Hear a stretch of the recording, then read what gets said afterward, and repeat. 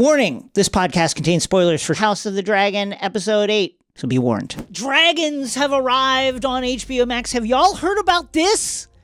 The new HBO original series, House of the Dragon, is a prequel set 200 years before the events of Game of Thrones. Did you know about this? Have y'all heard?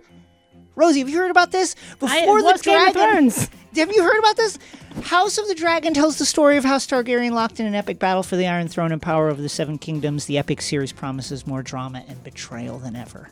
Listen to the official Game of Thrones podcast, House of the Dragon, hosted by myself and Nerdette's Greta Johnson, on HBO Max, the iHeartRadio app, or wherever you get your podcasts. And to celebrate, we've returned to the Citadel to answer your questions, and here we go. Wow, can't believe I'm here with the official House of the Dragon co-host, Jason Concepcion, to ask these questions. Let's do it. Have you heard about this House of the Dragon show? Have you heard about it? I don't know. Did we just talk about it? I'm not sure. So Holly asks, and this is something that I think has been like a recurring thread that people are really interested in throughout this season.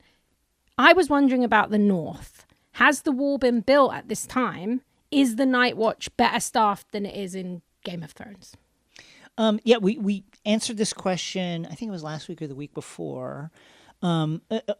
Yes, the Night's Watch is around. It was founded thousands and thousands of years ago during the legendary apocalypse known as the Long Night, which is the first kind of appearance of the White Walker threat.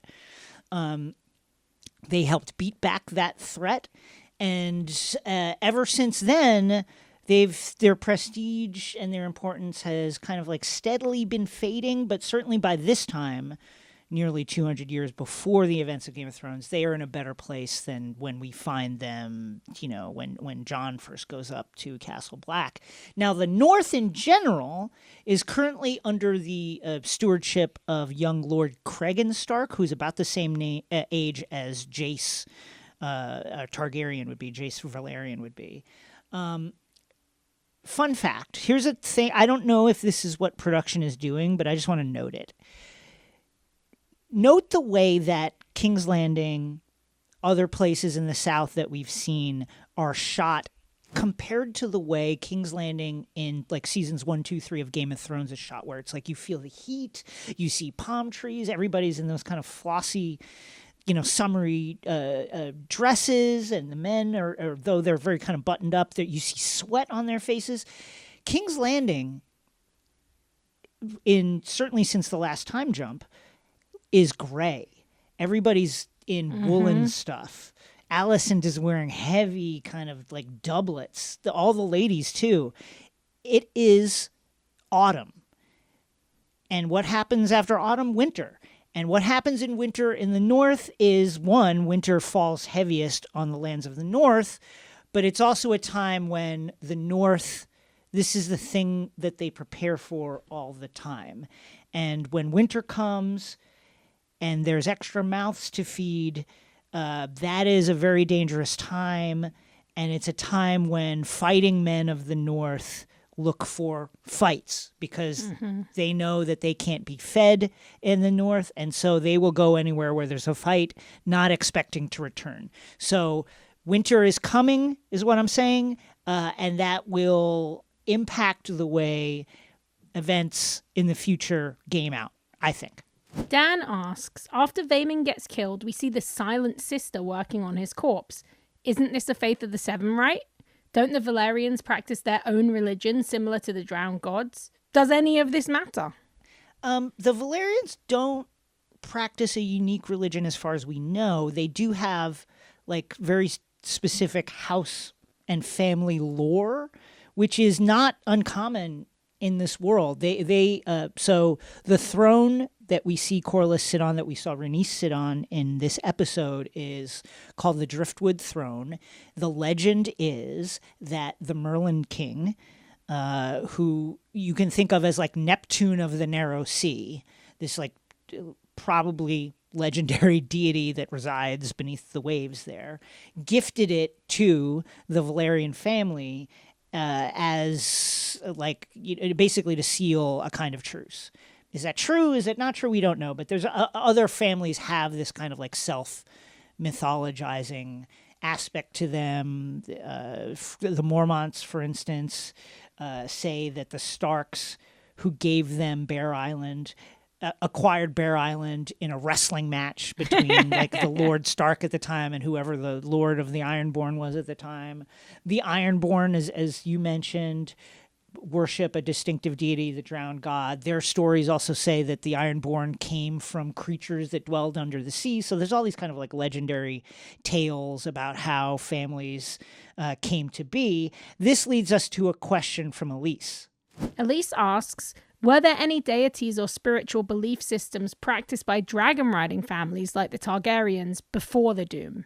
Yeah, we saw when Daemon and Rhaenyra were married that clearly they were married under a Valerian rite, and clearly a dragon riding Valerian rite, because it was all about the mingling of the blood. And we understand that the Targaryens specifically are so protective of their bloodline because their bloodline bestows the ability to bond with and ride dragons, which is basically like having the keys to the nuclear bombs, you know, like, so they guard that very, very jealously.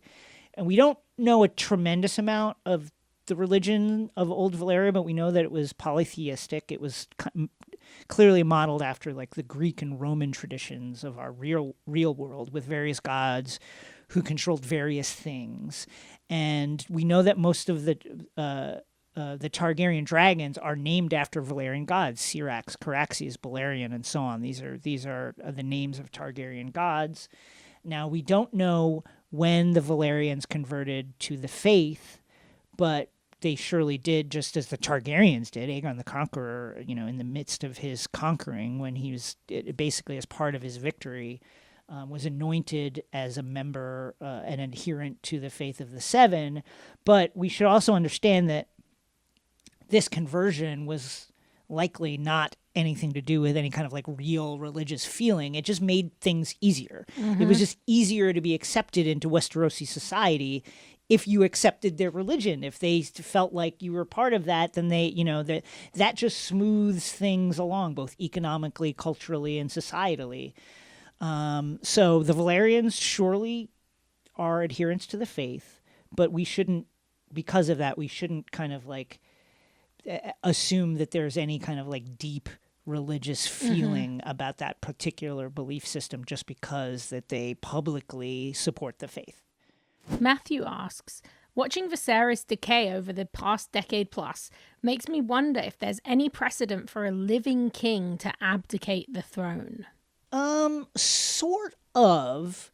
Aegon V is known as Aegon the Unlikely because he ascended to the throne in kind of a weird roundabout way. King Maekar, his dad, died in 233, and so much like the process that elevated Viserys, a great council was formed because it was the succession was a little knotty, and so it was thought, okay, let's get the lords of the realm together and we can all kind of decide which way to go. They selected initially Aemon Targaryen, the late king's third son. Now, Maekar's firstborn son, Daeron, who was going to be the heir, died of apparently an STD. and his second son, Aerion Brightflame, was insane and tried to turn himself into a dragon, like some super soldier program shit, by drinking wildfire, and died of that. And it's probably for the best that he never ascended to the throne. And so now we come to Aemon. Now, Aemon, who we would meet in Game of Thrones as the very, very, very ancient Maester Aemon up at the Castle Black at the Wall, he was by this time a fully chained and trained Maester, but that wasn't too much of an obstacle. Like, the thought was, oh, we can get his vows renounced and it'll be fine. And maybe it'll actually be actually kind of cool because we'll have this very, very expert king. But Aemon surprised everyone and declined. He was like, I refuse the crown. And I'll take the black. I'll go to the Wall. The crown went to his younger brother, the fourth son of Maekar, Aegon, who thus became Aegon the Unlikely. Now, the realm kind of felt weirdly about Aegon because he had spent his youth running around with this hedge knight, Sir Duncan the Tall. You can read about all of their adventures in the Duncan Egg novellas by George R. R. Martin. They are wonderful. And it's a wonderful tale of the future king kind of like running around Westeros as the squire to this kind of like gritty but very big-hearted hedge knight named Sir Duncan. So it was not an easy choice, but it eventually went to Egg, and to take himself like out of the picture, like as a threat to potential, usurpers of the throne, Aemon then took the Black. He went to Castle Black, where he became the long running Maester of Castle Black. Now, we talked about this earlier, but in light of... I love this theory. It's light so good. of the Aegon prophecy, right? Aegon the Conqueror's prophecy. This whole thing takes on a very, very different kind of look to it, because there was a really, really bad winter when Aegon ascended. Very, very serious winter. And you know that if anybody knew about the prophecy, what they would think during a winter like what was happening at the death of King Maekar was, they'd think, oh shit, this could be it. This is it. This might be the final confrontation between, the White Walkers, and it would be very important that a Targaryen sit the throne, and this could be it. So all of a sudden, the fact that not only did Aemon go to the Wall, but we know that Aegon the fourth bastard, Brynden Rivers, a.k.a. the Three-Eyed Crow, also decided to go up there. It all feels like some sort of plot that we can barely like make out the shape of. Anyway, that's the closest thing that we have to an actual abdication. There's other kind of like smaller houses, lords, Jeor Mormont, notably because of the shame that his son Jorah brought on him and the family. He abdicated and went to the Wall willingly because of the shame that his son brought on him. But this with Aegon the Fifth is really the closest thing that we've seen. Yeah, I'm just excited to see if that happens, if that comes to be a little bit clearer, that theory, because it's so good. I George, get right in those books. Get right in it, baby. Get right. But also, like, to the other point, in terms of abdication, this is really the role of the Hand. The Hand speaks with the king's voice.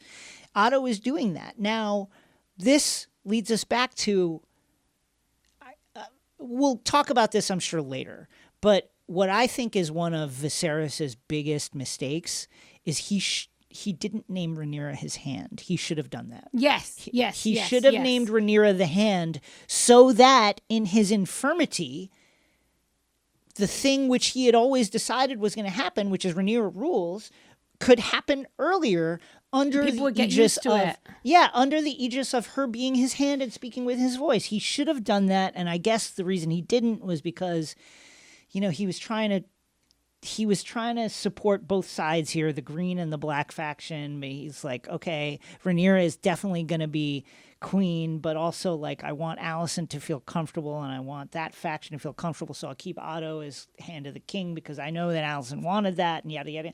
It was just a mistake. Rhaenyra should have been his hand, and he should have named her his Hand. Okay, I'm very, very interested in this next one because as an Alicent apologist. Yeah. So Jamie asks, can Alicent remarry? Yeah, absolutely. But this is a patriarchy, a patriarchal society, very unfortunately. And so, number one, as the queen of the late king and a very important figure with a kind of very important succession decision looming, that any potential marriage would be far in the future. That would the last thing they would want to do is make it seem as if the queen, who is going to play a very pivotal role, you would imagine, in deciding like who the next ruler is. The very last thing that the green side wants is any kind of implication that the queen is ready and willing and wants to move on from Viserys, number one. And number two, again, this is a patriarchal society, and that would be the king's decision. If the queen remarries, it would the king or queen or ruler, whoever that is, the queen wants it to be Aegon, her son. So in her best outcome for this coming situation, it would be Aegon's decision who the queen marries and if the queen remarries. So it's unfortunately out of her hands. She would have a say in it, but it would not be up to her. It would not be up to her. If Rhaenyra manages to get to the throne, as we all hope, I think, it would be also Rhaenyra's decision to who Alicent remarries, because that's a very important marriage. But it's out of her hands, unfortunately. But out of her hands. I feel like obviously the better case scenario there is Rhaenyra, not Aegon, to choose the future can you imagine partner. how fucked up? He'd probably just marry his own mum. Like, he's a psycho. Or he'd just be like, you've been giving me a lot of problems, slapping me in the face in front of other people. Like, I'll marry you off to some some Bear nobody Island in some far off place. The Malisters, who knows? Like, like the Arbor. He's going to the get red rid wines. Of you. Just go get out of here. Yeah. Okay, this is a big one coming out of the... I think we kind of touched on what you think about it, but let's make it a bit more textual. Clayton asks, do you think Alicent would be familiar with the prince that was promised? Would she recognize that as what Viserys was referring to, even if she doesn't know about, Aegon's full prophecy? Alicent is very learned and was...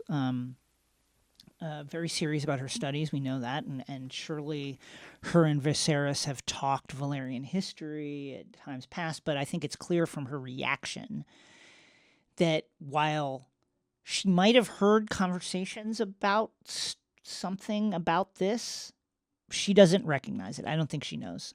And it's very clear also that Viserys has never clued her in to this prince that was promised, Aegon dream prophecy. She has no idea.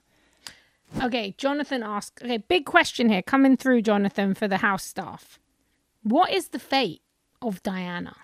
I think that they don't lay it out here, but I think it's very clear that Alicent was sincere in wishing Diana in her way, wishing her well, and just wanting her to go away. Here's a bag of money, which is probably more money than Diana would have made in her lifetime her response of service is to the just realm. Like shock to see it. So Diana was sent merrily on her way with a big bag of coin, and hopefully she doesn't get robbed out in Flea Bottom or something. But I think she's okay. Nothing untoward happened to her.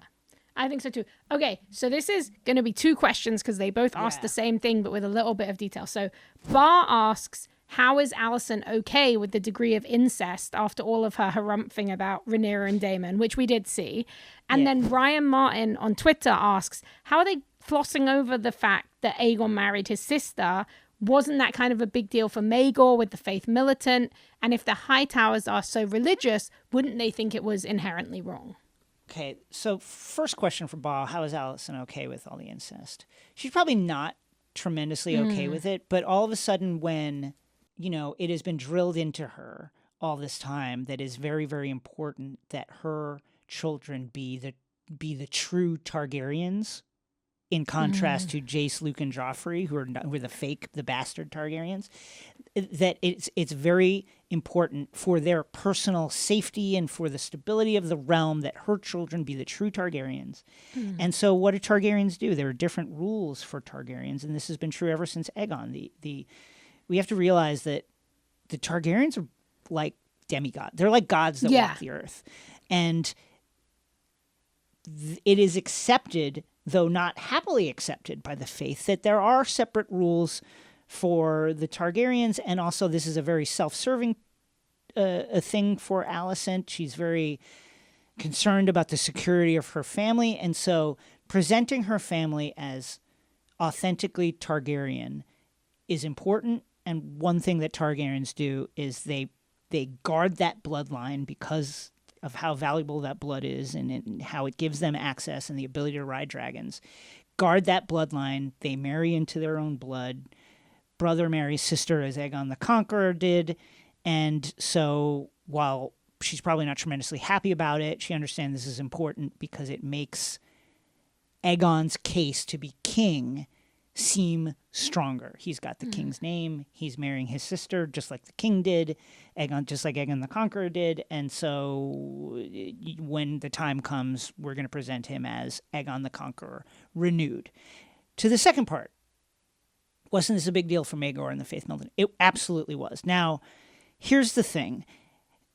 The faith was like, okay, Aegon conquered us. He came in with the dragons. And yes, we understand that he then was anointed at the Starry Sept under the Faith of the Seven. And he took on the faith and he promised to support and uphold the faith at the same time. Like we gave him a pass with the marrying his sister's thing.